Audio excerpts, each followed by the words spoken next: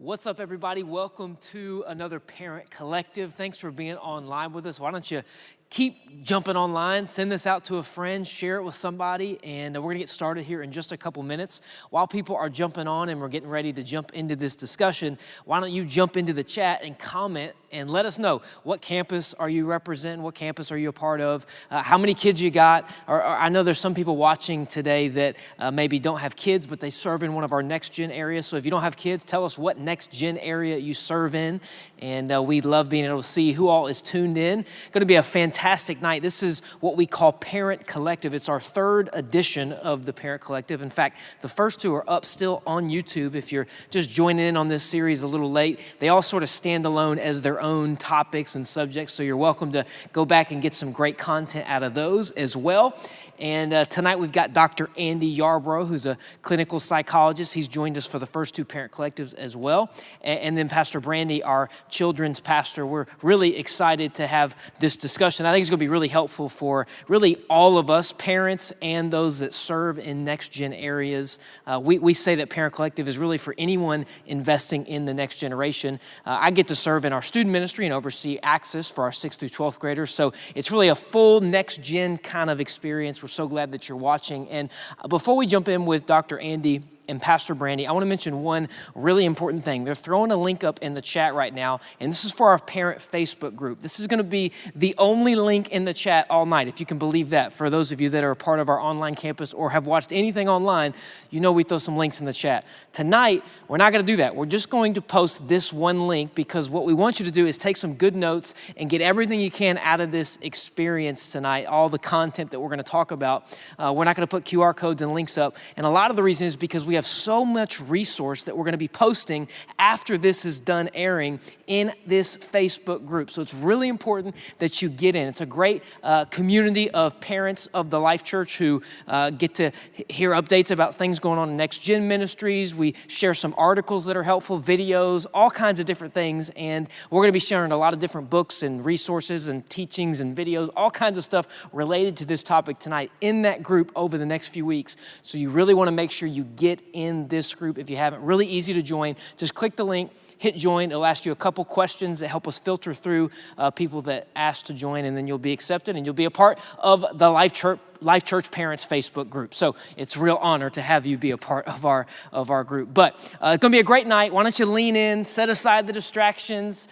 You know what's really cool if you're watching a live video, if you ever have like a kid starts crying, they need help, you can pause the video and then deal with that and come back and play the video. So I really want you to pay attention and lean into everything we're going to talk about tonight. We're talking about maybe a little bit more of a touchy subject, and I think it's going to be really helpful. So without further ado, I'm going to get out of the way and we're going to throw it over to Dr. Andy and Pastor Brandy, the duo that rhymes. Let's throw it over to them. Thank you, Pastor Parker. Dr. Andy, how you doing tonight? I'm doing well. It's good to be here. Good. Yeah. It's our third Parent Collective I together. Know. Thank you for having me awesome. back. Yeah, well, so I know it's our third time. A lot of parents out there have already heard from you, but just really quickly, tell us a little bit about who you are, what you do. So my name is Andy Yarbrough. I am a clinical psychologist in Louisiana. Go Tigers. And my wife and I will be married for 20 years this summer. Wow. So we're rolling. We've got three kids.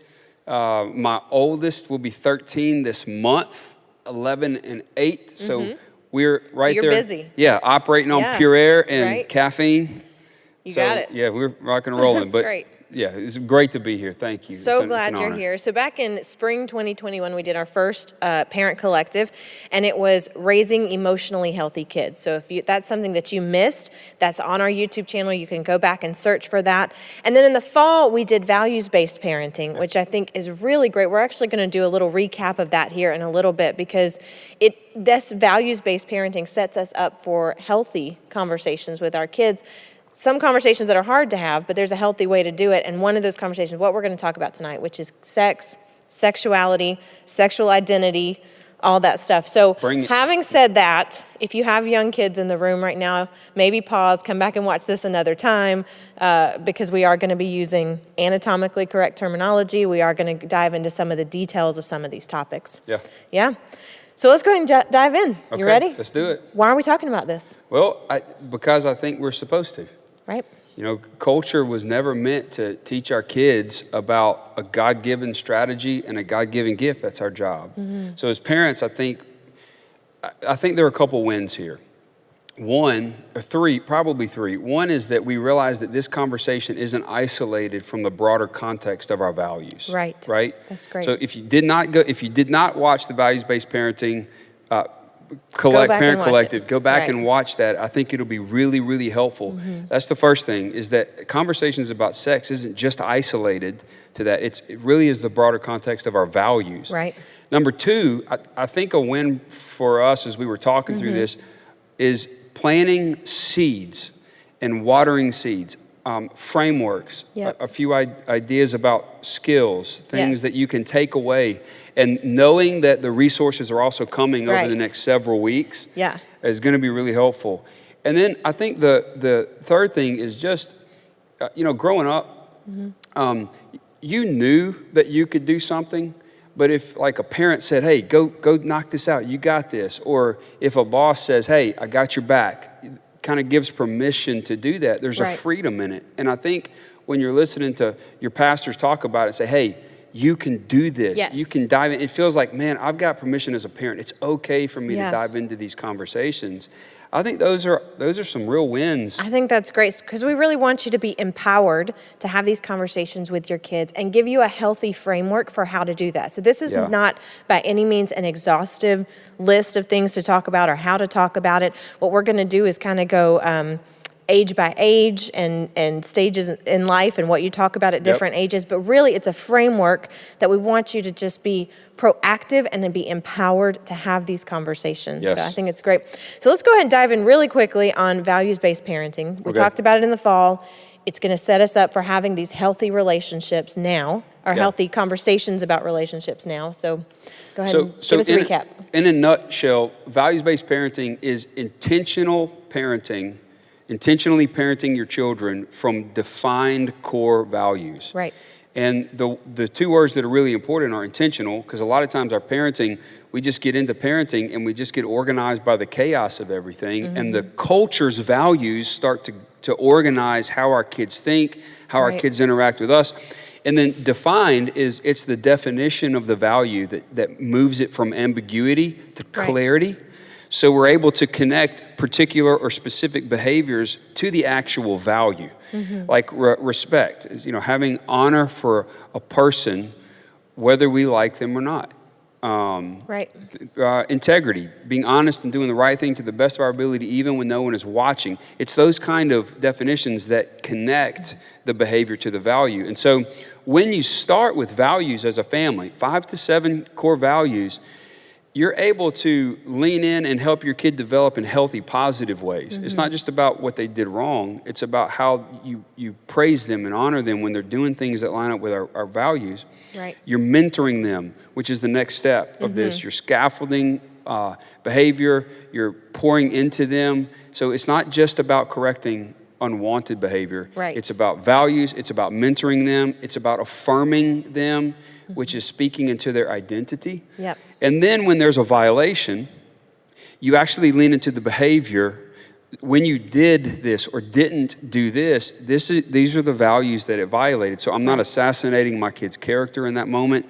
The consequences are developmentally appropriate and they're connected to the violation. And then you always come back to the mentoring. That's great. You always come back to, hey, let me help you out. There's different ways to do this, and then you bring it back to the values. And it really sets us up for healthy conversations in this, because as we look at, especially as kids get older and these conversations become a little more nuanced, we can begin to look at it as, hey, how does that line up with the core values of our family? How does that line up with the values that you have as a person, and how can we kind of discuss these nuances within that context? So it's really great. Absolutely. And you have a book coming out. We do, yeah. It's exciting. Yeah. So if it's not finished soon, it's going to be finished soon. I don't know.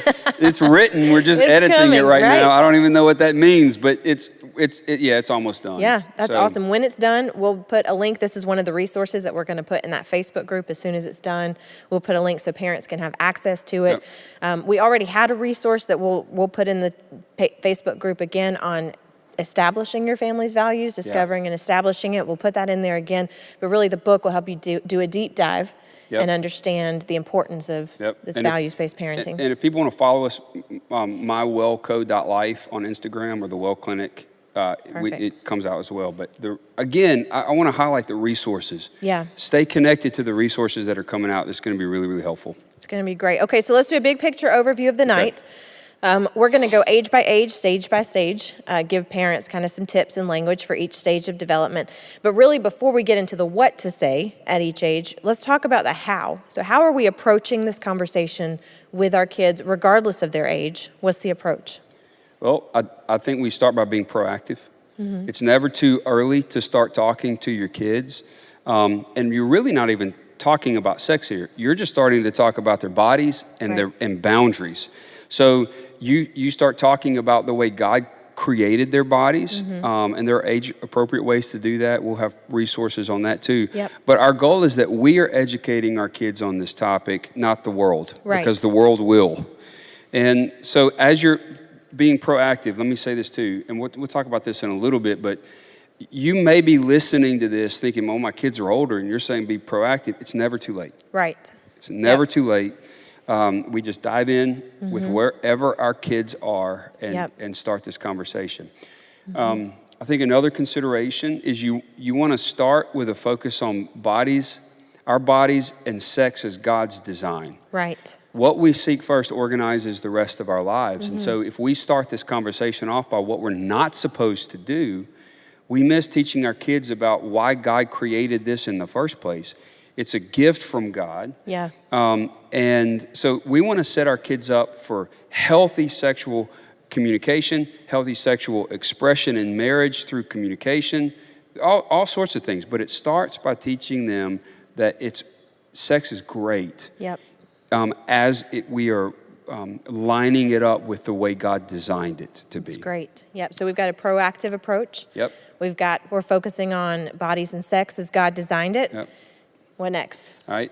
So this is for parents, but we have got to be aware of, we've got to regulate and really understand how we're reacting to our children, what's going on with us, our own awkwardness, because sometimes our awkwardness sabotages our ability to communicate. And by understanding why am I awkward, what's going on here, maybe we didn't get trained from our parents.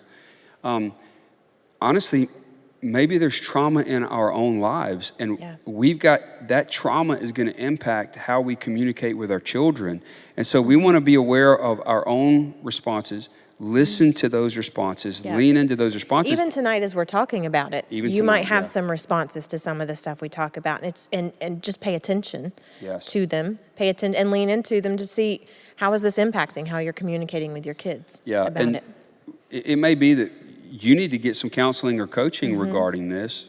Because I think paying attention to our awkwardness, to what stresses us out about this conversation, even our own trauma, when we have these conversations, we change our family legacy.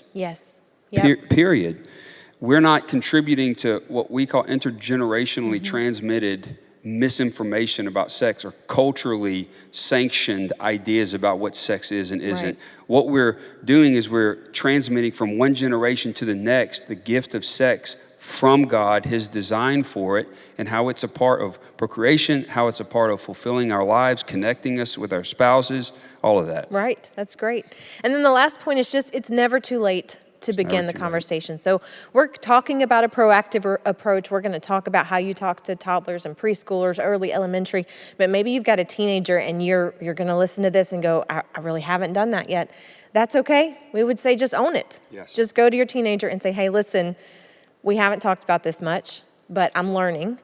And it might be awkward because we haven't talked about this much, but I know that it's important and I love you enough to endure the awkwardness of this conversation, to get through the awkwardness of this conversation, because I think it's important for your health and your life as you go into adulthood. Parents could even borrow that script. There you go. Exactly what you just said. Written word for word. From Pastor Brandy, just bam, right there. There you go. All right, so we're going to dive in now. We're going to break it down just by ages and stages. Starting off talking about kind of toddler and preschool age. What's our focus here? and what's some language that we can use? Yeah. So I think the focus is on safety, autonomy, consent, privacy. Yep.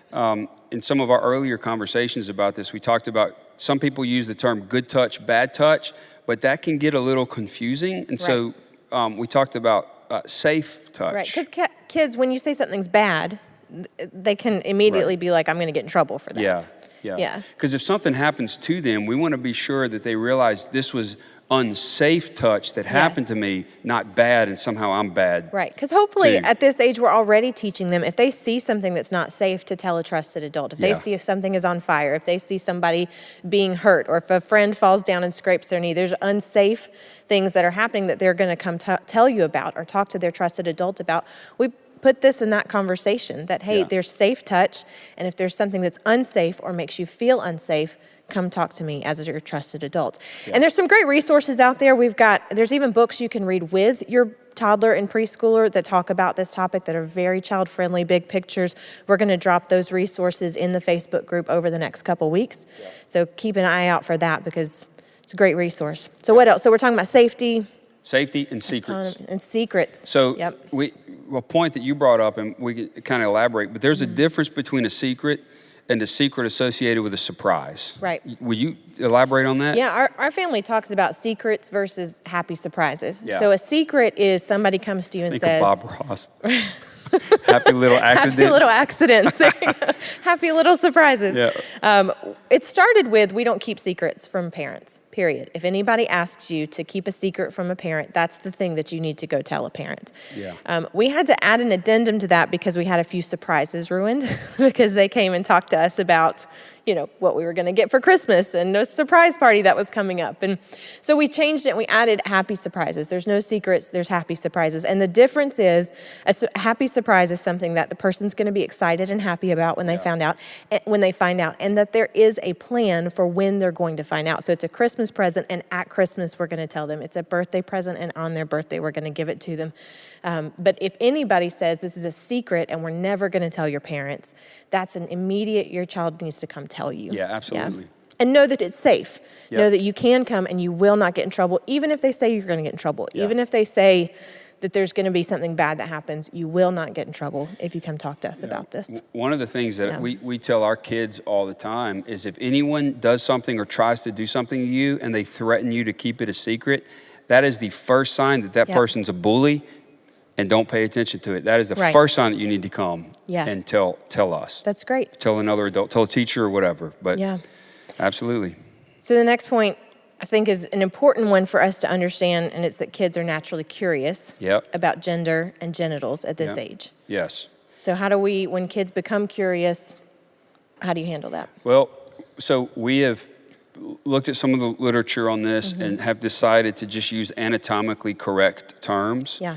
I know a lot of people have pet names for private parts, but like with my boys, we call it a penis. Right. It's just, we just use the anatomically correct terms. And I think you had an observation that was really important.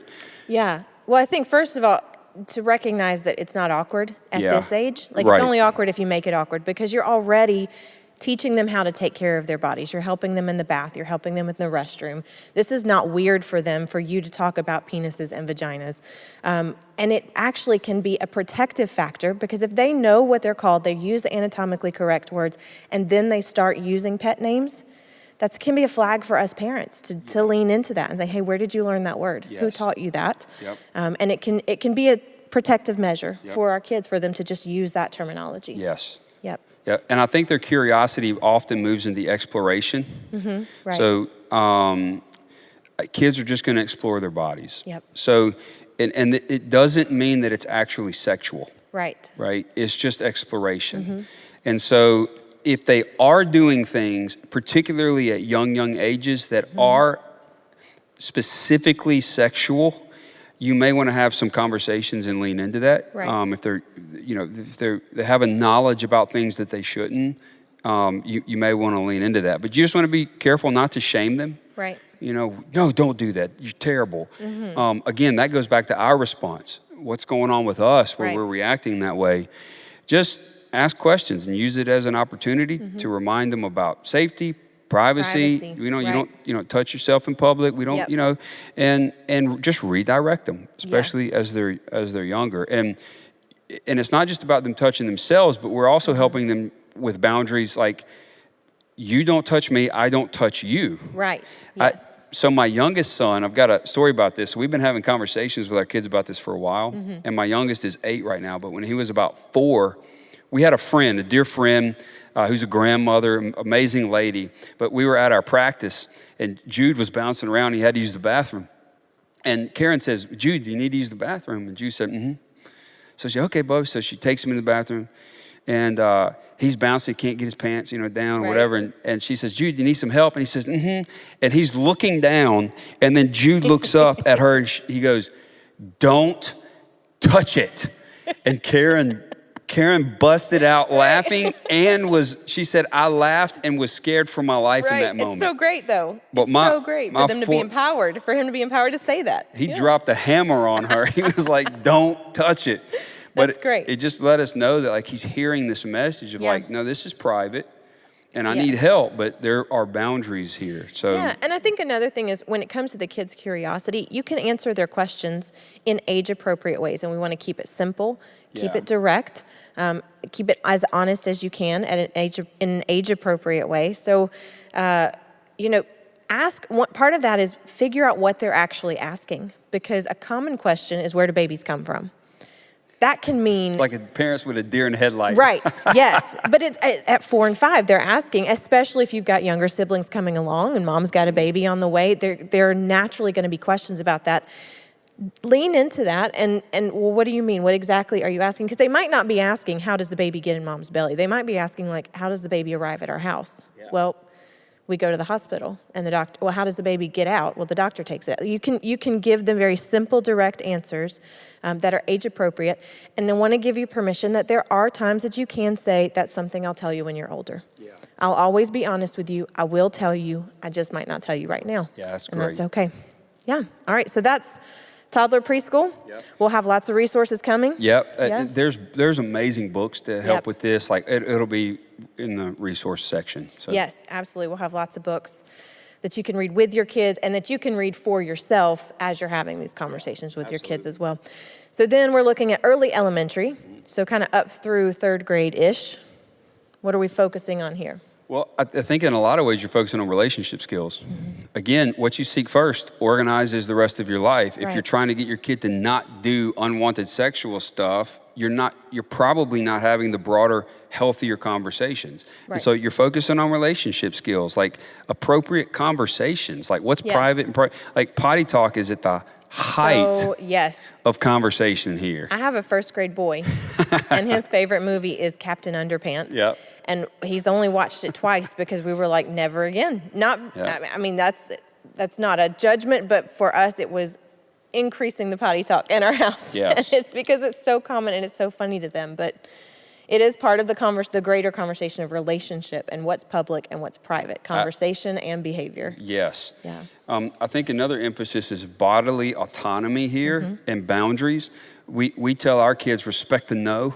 Yeah. Respect the no. Nobody's allowed to touch your body without permission, and you're not allowed to touch anybody else's body without permission. We were laughing a little bit earlier, since we're on this, with my particularly my youngest. Yeah. At like the past couple years, like if you bend over, no butt is safe. You're gonna get slapped, and it's like, son, don't do this. Like working, but he thinks it's hilarious, and it's teaching nobody. Right.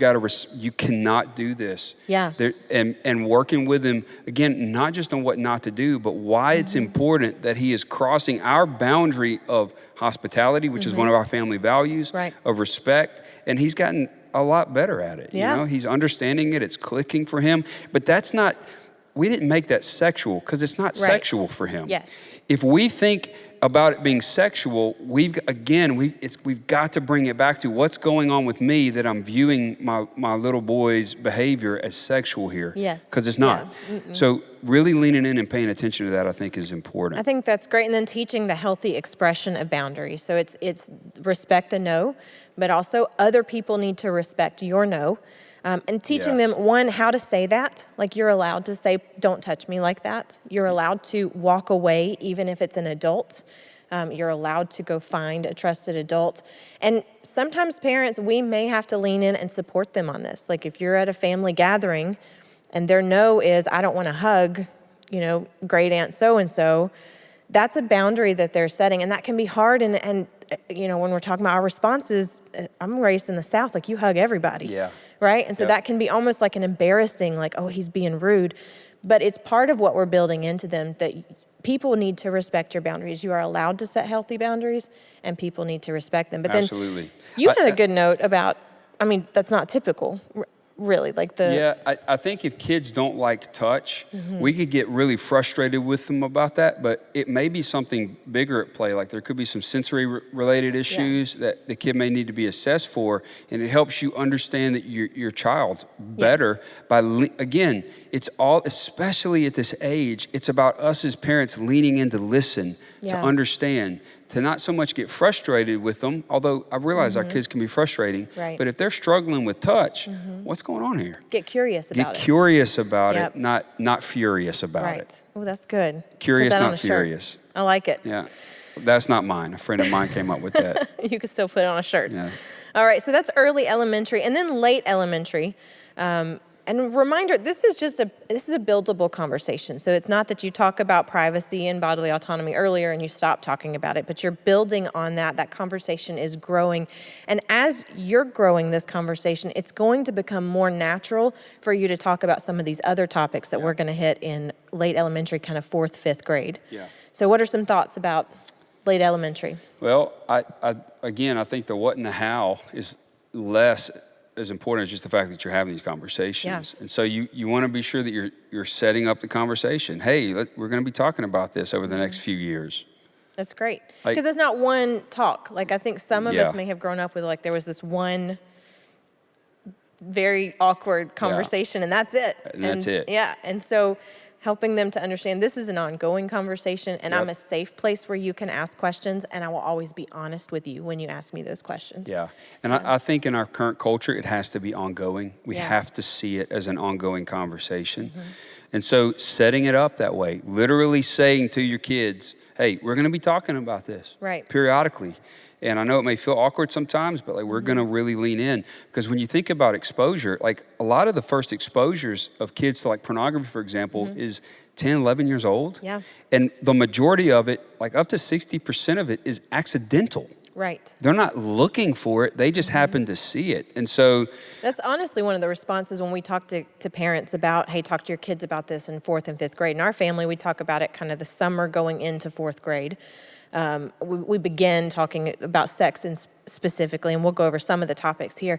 But that proactive approach is what we're talking about, because what we don't want to happen is that they get exposed to something, and it's confusing and it's scary and it can lead to other challenges. And so instead, I want to get ahead of that, and I want to say, hey, we're going to talk about this over this summer. Absolutely. And I think this starts conversations about puberty. One of the resources we talked about is the checklist. Yes, tell them about the checklist. We're really excited about this. So one of the things that we're going to put in the Facebook group is literally a checklist of topics to cover at each age. Now, we may not have everything on the list. There may be some things that we miss, but we're going to try to make this list as exhaustive as possible with some great resources attached to it. So if you're unsure about what am I talking to my 4th or 5th grader about, we'll have some things there for you, and maybe some basic language on how to talk about it, or some resources. I love checklists. Yes. Johns Hopkins used checklists in their surgery, and they hated it. But what they found was when they used checklists, it significantly reduced infections during surgery. And these were brilliant surgeons at Johns Hopkins. So checklists are powerful things. Yeah, so some of the things we'll put on that checklist, because we're going to, at this age, begin talking about puberty, about their bodies, how they're changing, the mechanics and the biology of sex. Some things like erections, menstruation, birth and pregnancy, nocturnal emissions, masturbation, body size differences, both temporary and permanent. And these all things, interpersonal relationships, what healthy relationships look like. And again, it feels sometimes scary to think about talking to a child about nocturnal emissions, but imagine the experience if you haven't talked about it. Yeah. If you haven't, if your child starts her period and you haven't talked about it. So we're getting frightening for it's them. frightening. Yeah. It is. And it makes your body scary. Yeah. Like it can make you feel afraid of what's happening on your body. Man, so that's a getting good point. ahead of it and talking about these things before they happen Yeah. is really setting our kids up for a healthy approach to their bodies. Well, and I think the home and the your relationship with your kid becomes a safe place. Right. And I can trust my mom and dad. Yep. I can lean into them about these things. We're setting them up to be able to navigate this well, and that builds connection and trust in a way that is crucial. Yes. Getting into these older stages. I think it's great. And so then at this age, we'll talk about sex. And Yep. so you want to give just some kind of guidelines as we're talking about sex? Yes. So again, I know we keep coming back to this over and over. What you seek first organizes the rest of your life. Your sex talk doesn't, which we just established, it's not a talk, it's multiple talks. Right, it's ongoing conversation. Isn't so much don't do it, right? It's, hey, sex is something that God created, and it's a gift, it's for procreation, it's for connection, it's for pleasure. Start there, and then when appropriate, you start having conversations about how sex can get off the rails. Right. Like through pornography, addiction. As your kids get older, they need to understand trafficking. Yeah. It's just the world that we're in. And talking about those things through the lens of value, I think. So Yes. for us, when we talk to our kids about pornography, that sometimes goes hand in hand with trafficking, that, hey, sometimes when you see videos or pictures, those people don't have a choice. And that's part of the way the world has taken sex in a way that God hasn't intended it. Yep. Yeah. I think it's great. And analogies, like sex is fire. Yep. Right? Fire is amazing in the fireplace, in the fire pit. It's warm. We can huddle around it. It's like the icing on the cake of a camp out. Like, I love campfires. But if that fire's in the middle of your living room and your house is burning down, we got an issue. Yeah. And it can also, without boundaries, get way out of control really, really quickly. And sex is a lot like that. So really leaning in. Yeah, and I think, we keep saying this, but that we're a safe place for our kids to talk about it. Part of that being a safe place is that we as the parents are guarding what's going into their eyes, their ears, their hearts. So we're, at this age, late elementary especially, you still have a lot of influence over what are they listening to, what are they watching, who are their friends that are surrounding them, because those things, as they go into the teenage years, are really going to make a difference in terms of what they're exposed to and what they... Well, a great example on this. So over Christmas, I thought, man, we're going to watch A Christmas Story. Yeah. Like Ralphie, I bought one of those pink deranged Easter bunny onesies from a thrift shop in New Orleans. I wore that thing like crazy. It was amazing. So I'm looking like, hey, this is going to be awesome. And we have this moment that I don't remember where they break out the lamp and he's making sexualized comments. And it's like, whoa, time out, guys. We can't keep watching this. And I think as parents, we've got to your point. I'm sorry, I'm still focused on the pink bunny. I know, pink bunny. It's pretty. Okay, go ahead. Pretty amazing onesie. I was really proud of it. Okay, go ahead. Yeah, I gave it away at the height of its. You didn't want to wear that out. You know what I'm saying? It's wear that joke out, but it's. Where was I? I'm sorry. Oh yeah, the movie. The movie. Right. That kind of stuff sneaks up on you because even as a kid growing up in the 80s, I think about movies that I thought were hilarious, and I go back and listen to them. Like they're talking about porn. They're talking about like even Home Alone. There's a scene where the older brother he finds his porn collection, if I'm remembering that correctly. You're right. So it's that kind of stuff is all in. So really paying attention to what we're watching and not and being intentional about that, which comes back to our values. Right. Yep. So. Absolutely. That's great. Great point. Okay, so talked about late elementary. We're going to head into middle and high school. Yep. And really, it's the same conversations at this point, because you've covered the mechanics. We've talked about porn. We've talked about the purpose of sex and how it can go off the rails. But these conversations really begin to become more real life and more nuanced. Yes. You want to talk a little bit about that? Yeah, I think we've established the point, but we're going to keep beating this drum. Right. It's ongoing conversations. Yes. And at this point, you're just getting more specific. I think the values part really really becomes important here. Respecting other people, Yep. respect for yourself, not seeing people as objects. We want to be a place where they can ask questions. My middle son, who's 11, just a few nights ago said, "Dad, what does the Q mean?" Like, what do you mean the Q? He said, the LGBTQ, what does that mean? It's like, oh, okay, well, it means queer and we're questioning. Well, okay, well, what does that mean? Well, honestly, son, you almost have to, if somebody identifies as queer, you almost have to ask them because it can mean a lot of different things to a lot of different people. Oh, okay. And we just kind of moved on with the conversation. But they're starting to ask those questions. And if you don't know the answer, that's okay. Yes. It's okay. Say, great question, son. Great question, daughter. Great question. Let's find out together. Right. Let's lean into this. So. And I think it's really important, and really this happens more in late elementary, but to say if you have a question, don't Google it. Like, be specific about that. Don't ask your friends. Yeah. And don't go searching for the answer. Come ask me. And if I don't know, we'll search for it together. Yeah. I think it's important. I just explained that principle to my 13-year-old as the blind leading the blind. Yeah. And she didn't get it initially, but like helping her understand, like, babe, if you got questions about this, don't ask your friends. Right. Like they don't know what the heck they're talking about. Yep. Come talk to mom and dad, and we'll go from there. So to keep this kind of an ongoing conversation with your teen, there's some things you can do. At this point, maybe they're not interested in what's the new Cocomelon anymore, right? The little kid show, right? Like, they want some more shows. Is that the name of it? I don't have little kids anymore. I just lost all credibility with parents of toddlers right now, if that's the wrong word. My new dog's name is Coco, though. Is it really? Yeah. There you go. But they're wanting to watch shows that pertain to what they're facing in life, that have kids their age that look like them. They're wanting to listen to music that their friends are listening to. Now, we still get to be a guard over that, especially as they're younger in their teen years. Yeah. But we also can begin to use some of those things to create conversation. So one of my favorite things to do is I'll get in the car, we're going to run errands with my daughter, and I will hand her my phone with Amazon Music and say, you pick the playlist. You pick the songs we want to listen to. And we listen to those songs together. And then occasionally, I might ask a question about the lyrics. Hey, what do you think they meant when they said this?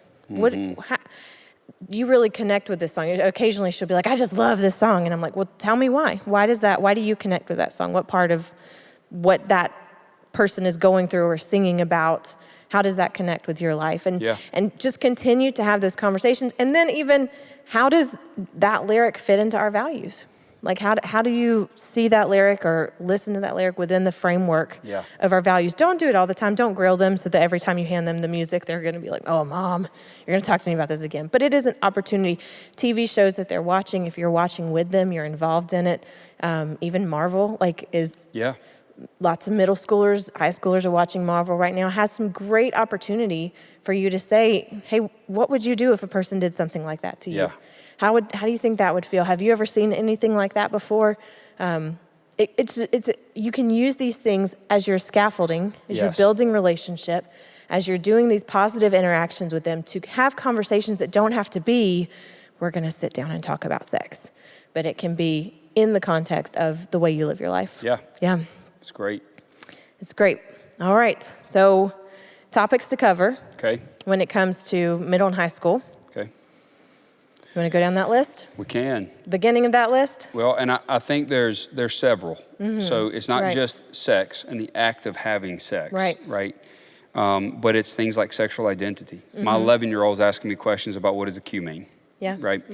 It's sexting. It's dealing with pictures. Knowing how to steward technology, especially with VR coming here, but a lot of the things that are going on with just technology in general, knowing how to have a values-based technology framework for your home. Which our next parent collective is technology in the home, and some ways that we can protect our kids and guide them, because this is a whole new experience for a lot of us parents. Some of us grew up with some of that technology, but there's so much access now, even compared to 10 or 15 years ago. It's a great conversation to have. So we'll talk about that next. Potential risks of sexual behavior, STDs, pregnancy, even a lot of people don't consider this, but when you have any kind of sexual contact out, period, your body releases neurotransmitters that help you feel good. Your body releases what we think of as the underlying neurophysiological aspects of human attachment, oxytocin, vasopressin. So what's happening is when we have sex outside of marriage, or any kind of sexual activity, our brains and bodies are being washed with these attachment hormones, and those are meant to be amazing in marriage because they help us connect. But when they happen outside of the covenant of marriage, our brains are getting washed with an attachment that often keeps us from paying attention to red flags, to the warning signs in unhealthy relationships. It's attachment like that will keep people going back 9, 10, 11, 12 times in domestic violence situations. So, I mean, there's a lot of potential consequences, and explaining this to our kids, I think, is really important. Yeah, and I think some parents, you may not think, you may be like 100% certain that your child is not sexually active. And so you feel like conversations about the risks may not be necessary. Yeah.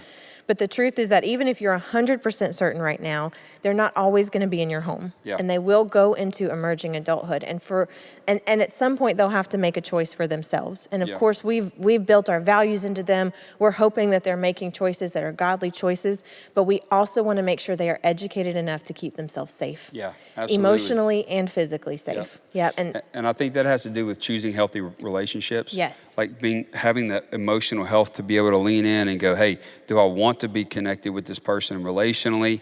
How do I set healthy boundaries? How do I be respectful there?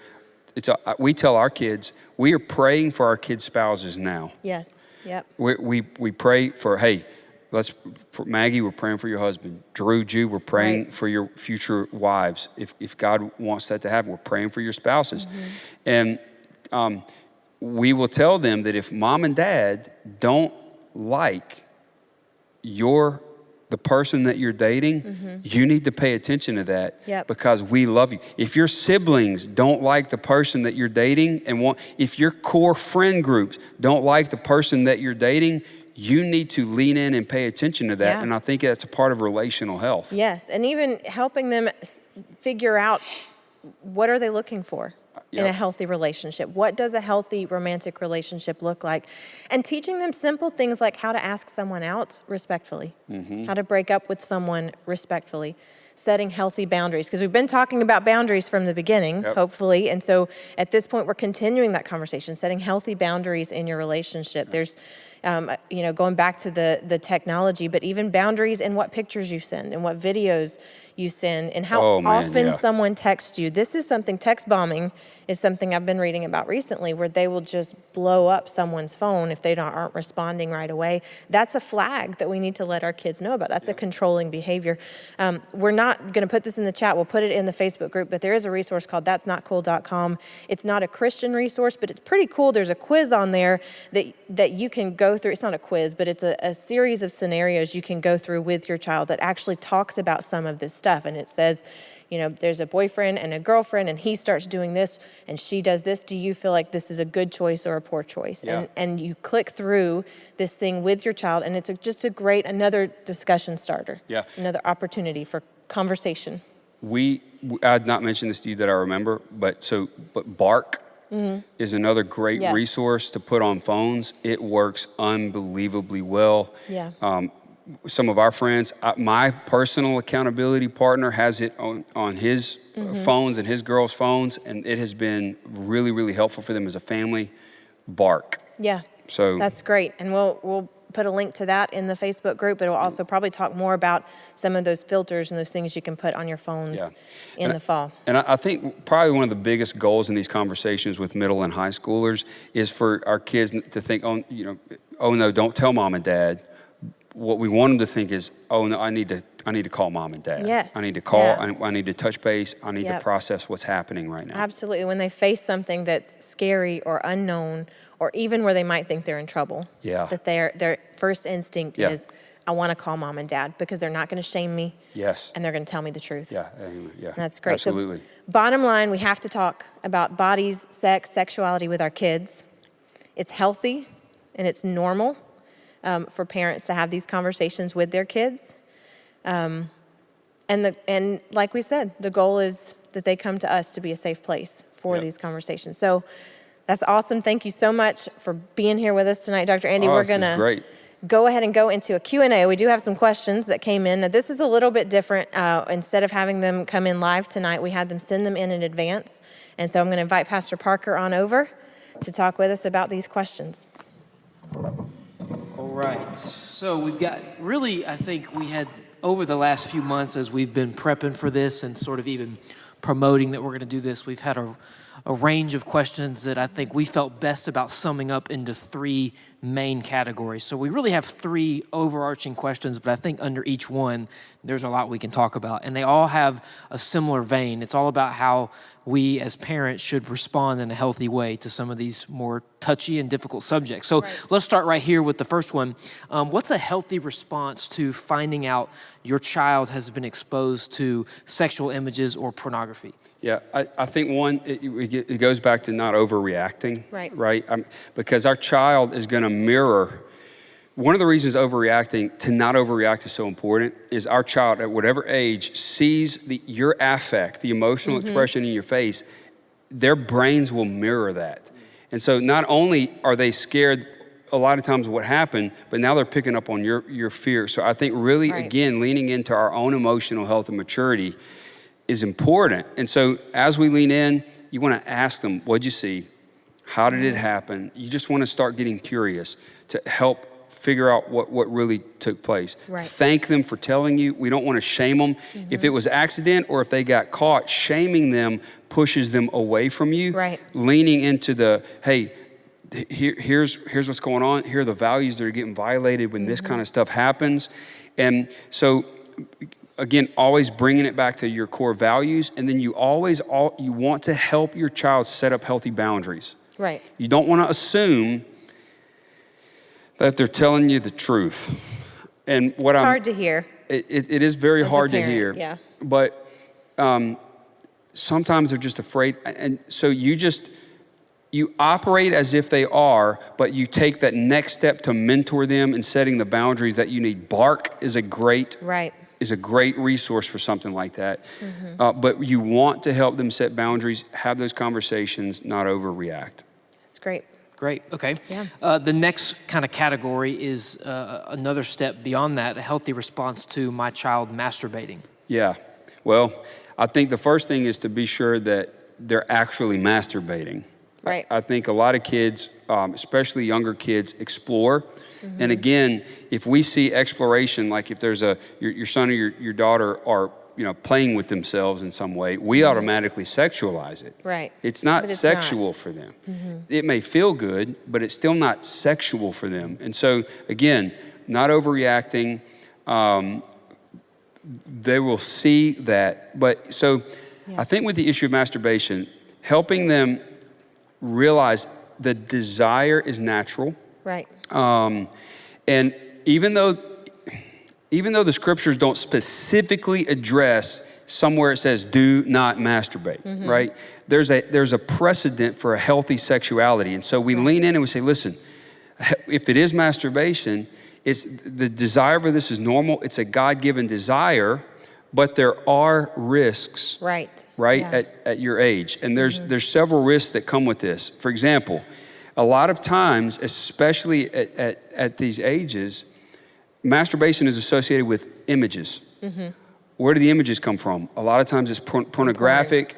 And it could be something walking in the mall and see Victoria's Secrets or a Facebook ad that pops up. Like sexualization and sensualization are all over the place. And so really leaning in and figuring out that this could be an issue on the porn side of this.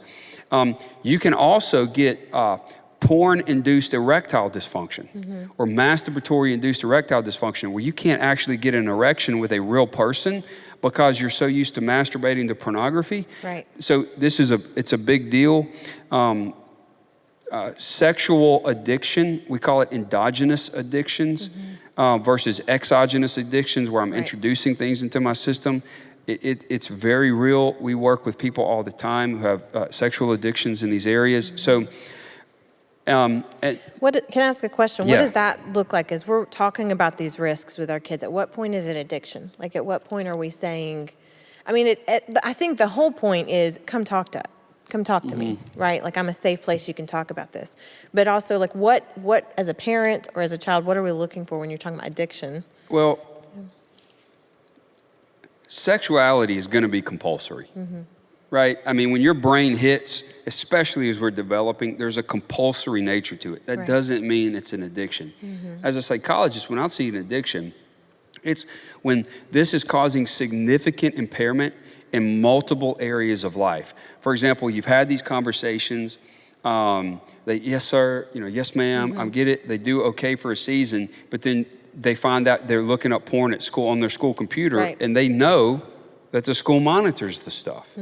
They know that you have bark, and they're still trying to get around it. Yeah. It's causing them to, they're taking pictures of opposite sex or even same-sex peers. That's moving beyond Right. this normal, compulsory, hey, Dad, I want to look at porn. I don't know what to do. Yeah. Okay, well, let's channel that energy in other ways. And there's ways to do that. Like Mel Robbins wrote a book called The 5-Second Rule. I love that book. Yeah. So what she basically says is, it takes 5 seconds for us to talk ourselves out of doing something we know we need to do. But if we can count down 5, 4, 3, 2, 1, and then launch ourselves into a different activity, there's a few things that are happening. As we count, we're re-anchoring our thought life. So instead of Right. saying, don't look at porn, don't look at porn, don't look at porn, don't look at that, don't look at that, don't masturbate, I'm still thinking about Right. those things. But if I can say 5, 4, I'm re-anchoring my thought life into counting. Yep. And I'm about to launch myself into a different activity. It's exercise. Get up and move. Move, push-ups. Use your hands to do something else, like play a video game or go play ball or something that shifts that natural compulsion to engage in sexual behavior, which we don't want to demonize. Right. Right? Yeah. But we just help them channel that in healthy ways. It's great. Great. Okay. Let's move into maybe one more category of questions and discussion, one that I think is coming up more than ever right now. There's no doubt about it, just with the way society is, culture, social media. I know in Access, it's something that comes up very frequently. It's really a few things. We're going to try to put it under the same banner. So this is an ambitious subject to try to group all together. But what's a healthy response to same-sex attraction, even gender fluidity, transgenderism, any of that kind of category, LGBTQ, which you just talked about earlier? What's a healthy response to those subjects, those questions, those issues? Yeah, well, it's a good question. It is ambitious, but I think it's a really good question, and it's a conversations that we need to have in the church. Right.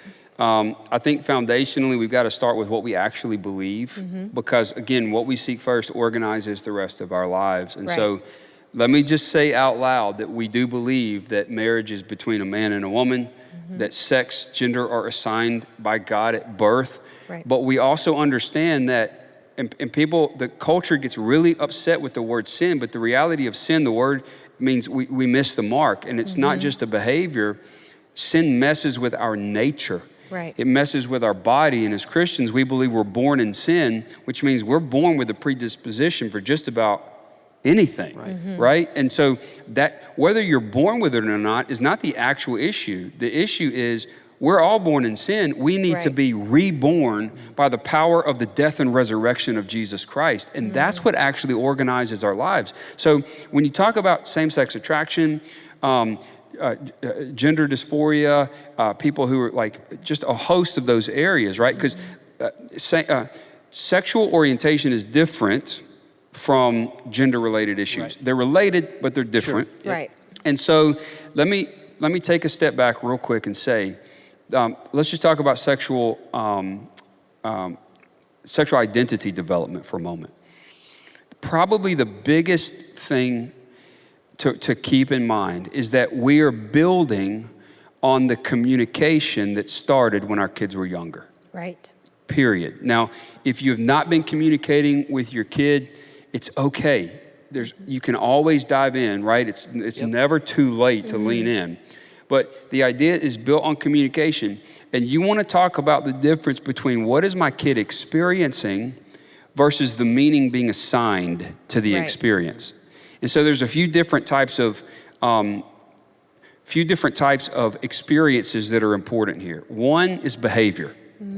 So you can have opposite sex behavior, which is celebrated in culture, but you can also have same-sex behavior. And just because somebody engages in same-sex behavior doesn't mean at all that they're homosexual or have a homosexual orientation or they're gay.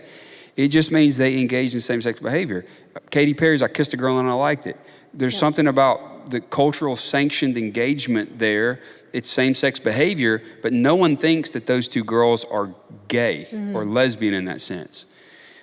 Men in prison will go to prison, engage in same-sex behaviors, and when they get out of prison, they never do it again. Yeah. So you got the behavioral level. A lot of people think because they were abused sexually that they're gay, but really it was a behavior that happened to them, right? But the next area is same-sex attraction, Right. right? So do I have an attraction to somebody of the same sex? And that can happen for a number of different reasons. Just because you have an attraction to somebody of the same sex doesn't mean you have an orientation or you have to identify. It just means that I'm attracted to the person of the same sex. Right. I'm going to interrupt you just because I think it's important. We talked about in the first parent collective, when we're talking about emotionally healthy kids, the anatomy of an experience. And that the experiences that happen to us or that even happen within our bodies don't matter as much as the meaning we assign to it. Yeah. And so I think that's part of what you're talking about is you can have this experience of being attracted to someone of the same sex. And the world would assign a meaning to that. Yes. To say that means you're gay or you're bi or you're whatever. But hopefully we're teaching our kids that they can shape their identities through the Word of God, through our values, and we can assign a different meaning to that and get curious about it. Get curious about why did you have that experience. Yep. Yeah. And I think it's really important, if we don't give our kids the space to talk about their experiences, the world will. Yes. So you've got the behavior, you got the attraction, then you've got the orientation. And there Right. are some people who are oriented almost entirely to the same sex. They don't want it.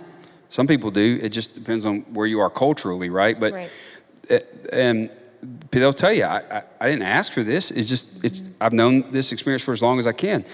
Even a homosexual orientation does not mean someone's gay. Orientation is still an experience. And if we don't give people the opportunity to be honest about their experiences, the world will. So you've got behavior, attraction, and orientation. Then over here you have identity. So over here is where you talk about LGBTQ plus identification. That's sociopolitical. I don't know of any culture in history that elevated sexuality to an identity level other than ours. Yep. So if the world has the right to assign meaning to our experiences, why, from an intellectually honest perspective, why does the scripture not have the ability to also assign meaning? So as parents, what we're doing is we're saying, listen, I hear your experiences, I hear your friends' experiences. Here's what the world may say about that, but there's another way to see the meaning that we assign to this, and it's a meaning that comes from a source that's transgenerational, that's transcultural, and it's the scriptures. Yeah. Yep. That's So great. if your kid comes to you and says, I think I'm gay, the response then is, rather than no, you're not, or whatever other responses could be there, it's, tell me why you think that. Yeah. Tell me about the experiences. Yeah. I'm really glad you brought that up. I had a kid that came to me that said, I'm gay, I'm scared to tell anybody. And my response to him was, okay, help me understand what that means to you. Right. And his response literally was, well, I wear skinny jeans. And I was like, wait, time out. Time out. Are you attracted to men sexually? He said, oh, no, not at all. I was like, buddy, you're not homosexual, you're metrosexual.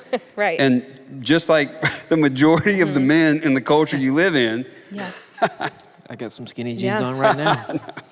Yeah. That's awesome. Any resources or people that you recommend that are worth exploring this topic more? I got one more question, but in this vein. Yeah, a mentor of mine, Dr. Mark Yarbrough. He's a believer. He teaches at Wheaton in their doctoral program there. He's literally a leading expert on human sexual identity development, gender identity. Also, Dr. Preston Sprinkle, they've done some work together. Great resources in this area. Dr. Mark Yarhouse. Dr. Mark Yarhouse. No relation to Yarbrough. No relation to Yarbrough, but we did play basketball together. He's great. Dr. Yarhouse is a great guy. Yeah. I know him personally.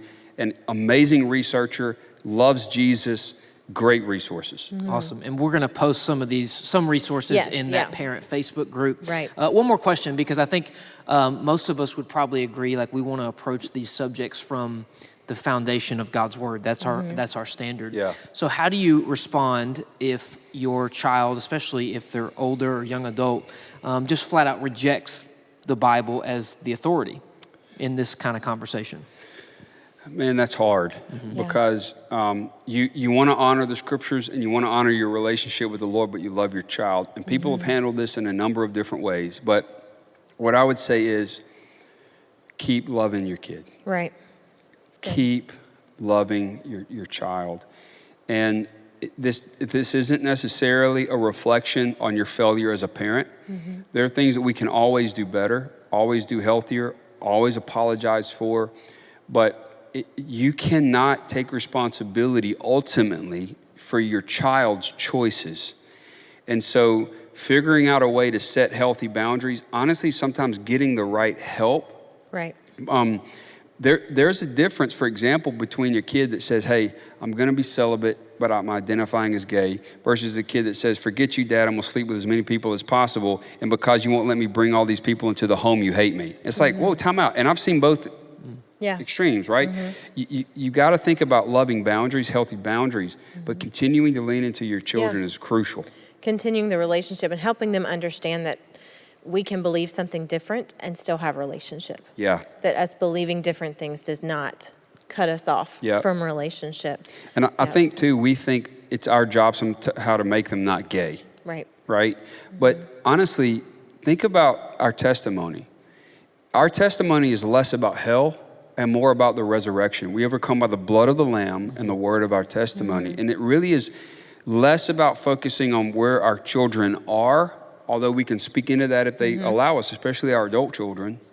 It's about continually pointing them back to the one who gives life, and the one who sets us free. I think about, like you said, the idea of it not being your fault or failure as a parent if your kid or young adult maybe rejects God's word at this moment, which I think is an important thing, because anything can happen over. Like we used to say in church at the end of services, sometimes we still do it, how many of you have someone in your world you believe in God for? Right. And always we can think of friends, family. And so I want to encourage you, if you're watching, you do have a young person in your world that feels like maybe they're headed in that different direction, maybe like the prodigal son story. They are leaving maybe the father's house, the home, and they're venturing out in what the Bible says, wild living. Sometimes we don't know what people are doing, what they're believing, and we can feel a little concerned and feel helpless, but we keep praying and we keep believing, and like you guys said, we keep loving, and that ultimately the story's not over until it's over. And so just want to encourage you. And then I think one of the things we were talking about before we jumped on tonight